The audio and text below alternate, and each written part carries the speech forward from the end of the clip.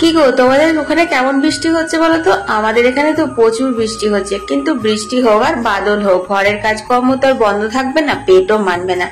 সকাল সকাল বাসি কাজগুলি সেরে নিয়েছি, তারপর ওই যে ঠাকুর পুজোটা দিয়ে নিলাম। তো এখানে দেখো, এখানে তুলসী মাকে জল দিয়ে দিয়েছি। এদিকে রান্নাঘরে কিন্তু ভাতটা আগেই বসিয়ে দিয়েছিলাম, তারপর পুজো দিয়ে এসে দেখছি ভাতটা হয়ে গেছে। তো ভাতটা নামিয়ে নিলাম। ওদিকে কিন্তু আরো অনেক রান্না বান্না হয়ে গেছে গো। এই দেখো, এখানে করেছি হচ্ছে আলু পটলের তরকারি। তবে যাই হোক, আজকে তোমাদের সঙ্গে একটা দারুণ রেসিপি শেয়ার করব। বাড়িতে একটু ছানা বানিয়েছিলাম বুঝলে, তার সঙ্গে অল্প একটু নর্মাল আটা, যে আটা রুটি করি সেই আটা দিয়ে একটু নুন মিষ্টি দিয়ে ভালো করে মেখে নিয়েছি। একবার গোল গোল লেচি কেটেছি, মিষ্টি বলতে গুড় দিয়েছি কিন্তু। তারপর এখানে মশলা রেডি করেছি, ওই আদা ধনে জিরে গুঁড়ো মশলাটা একটু ভিজিয়ে নিলাম, টমেটো কাঁচা লঙ্কা কেটে নিয়েছি। তারপর ছানার বলগুলো ভালো করে কিন্তু ভেজে নেবো এবার গোল গোল করে।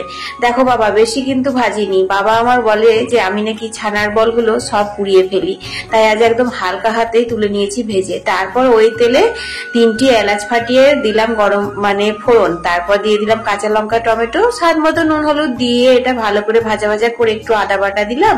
তারপর সেই মশলাটা গুঁড়ে রেখেছিলাম সেটা দিয়ে দিলাম, ওই ধনে জিরে। তারপর একটু গুড় দিলাম। এই রান্নাতে কিন্তু চিনির থেকে গুড়টাই বেশি ভালো যায় বুঝলে।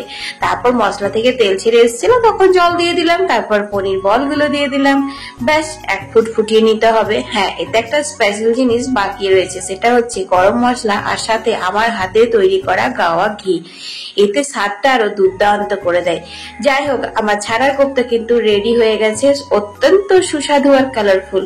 এখন আমি প্রভু জগন্নাথ দেবের জন্য ভোগ সাজিয়েছি 5 রকম ভাজা, কাঁচা কুমড়ো পোস্ত, ডাল আর ওই ছানার বড়া, আর সাথে আম মিষ্টি তো রয়েছে, আর 1 গ্লাস জল। তো জগন্নাথ দেবকে বুবলা এখন ভোগটা দিয়ে দেবে, তারপর কিন্তু আমরা সবাই খেয়ে নেবো। তোমাদের বলো এবার রেসিপিটা কেমন লাগলো? ভালো লেগেছে? টাটা।